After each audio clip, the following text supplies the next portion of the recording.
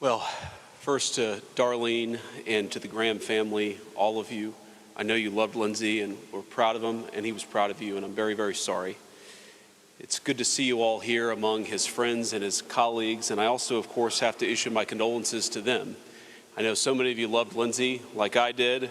So many of you argued with Lindsey, laughed with Lindsey, relied on Lindsey, and I also, of course, want to give condolences to a group of people you sometimes don't hear as often mentioned in the same breath, but I know who loved him, which is his staff. I know all of you worked for him for a long time. Many of you worked for him for longer than, I've been in public service, certainly longer. Some of you even than I've been graduated from high school. Don't mean to age any of you, but what a testament to a man that he has so much loyal and devoted staff.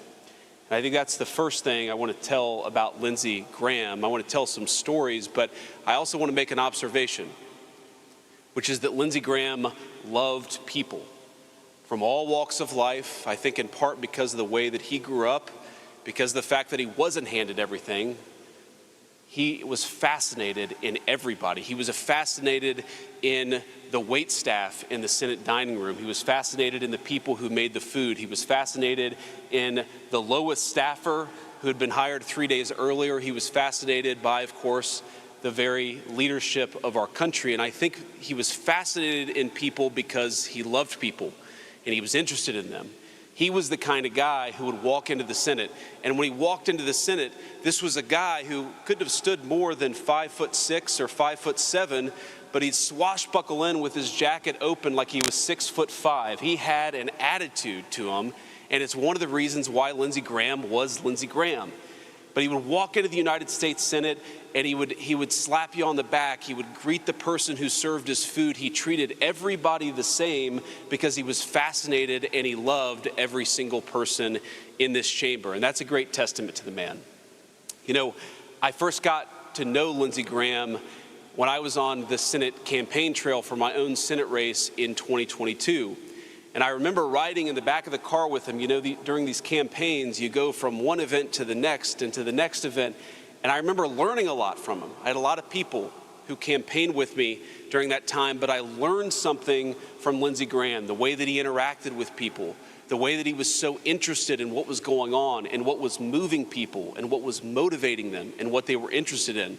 That affection and love of people was obvious even on the campaign trail, but so too was Lindsey Graham's world-class sense of humor.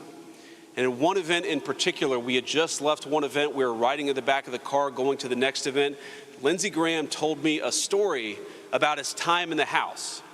And if I repeated exactly what he told me, Darlene, it would be the end of my political career forever. But what I can say is that I was laughing so hard that by the time we got to the next event, I had abdominal cramps and I was barely able to speak because Lindsey Graham could make anybody laugh and he could make anybody feel at home. I was talking to a mutual friend of ours, a person who didn't always agree with Lindsey Graham's politics just shortly after his death. And I expected the person maybe to say something critical, but he said, you know what? Even though we sometimes disagreed, I loved Lindsey Graham. It was impossible not to like him. That swashbuckling, infectious laugh, that attitude, that passion that so many others have talked about. Lindsey Graham was impossible not to like as a human being and, of course, as a United States Senator.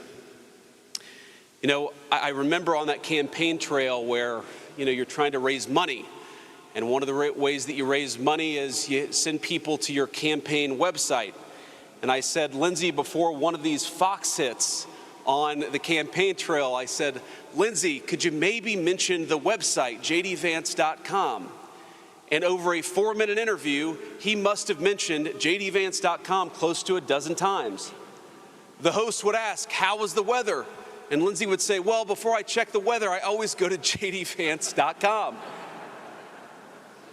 And in a 4 or 5 minute TV appearance, Lindsey Graham raised us over $100,000. And that campaign stop was a critical part of me getting elected to the United States Senate and, of course, going on this incredible journey. That was who Lindsey Graham was. I remember once I got to the Senate, getting in this argument with Lindsey, and as John said, as Leader Thune said, he was a fierce defender of Ukraine, and he and I got into this intense argument at a Senate lunch. I think some of our colleagues probably remember this, about a funding bill for Ukraine. And I remember at the end of it going back to my staff, and I was at the time working on a rail legislation that I really cared about. And I remember going back to my staff and saying, well, that's probably the end of Lindsey's vote on the railway bill, because he is never going to support anything I support after the argument that he and I just had. And of course, I found out a couple of weeks later from another Senate colleague that the fiercest advocate of that bill behind the scenes was Senator Lindsey Graham. Now, Lindsey was who he was, and I knew that Lindsey couldn't even pretend to care about rail policy. It was something I really cared about, but it wasn't something Lindsey was particularly focused on. And so I went to Lindsey and I said, why are you helping me? Why are you helping this legislation? And I expected him to do what so many politicians would do. I expected him to lie and say, well, I really care about rail legislation. And he said, oh, I don't care about that at all.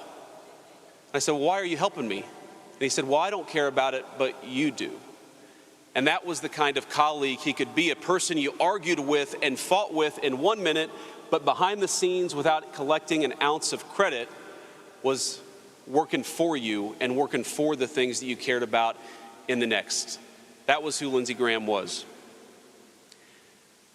You know, before I knew Lindsey, one of the most enduring parts of his legacy is I do believe that Justice Kavanaugh would not be on the Supreme Court were it not for his fierce advocacy during a critical moment. Remember that Senate confirmation hearing where Lindsey, and by the way, he got criticism from the Republican side of the aisle for this. He would always vote for qualified Democrat judicial nominations. He came to the judicial nomination process in a spirit of bipartisanship. Again, he was criticized sometimes from our side of the aisle for that, but what he saw happening to Kavanaugh was not a policy disagreement, it was character assassination.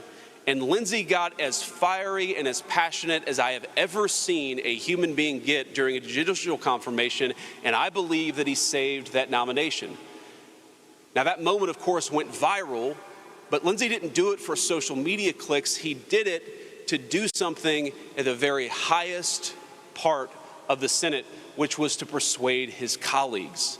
And persuade his colleagues he did. I remember there were a few people who were waffling at that moment, a few people who were unsure what they were going to do. Lindsey didn't just earn a lot of headlines, he actually persuaded people.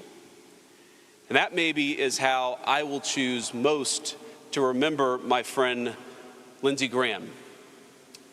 He saw that the Senate, at its very worst, could be a venue for character assassination.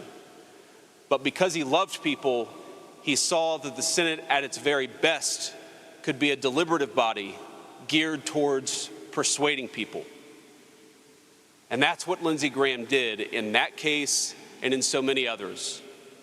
So I choose to remember Lindsey Graham as a man who could disagree with you without being disagreeable. I choose to remember Lindsey Graham as a person who could fight with you on one issue but fight for you on another issue. I remember Lindsey Graham as a man who loved people. And because he loved people, he was willing to reason with them, to respect them, and ultimately to persuade them.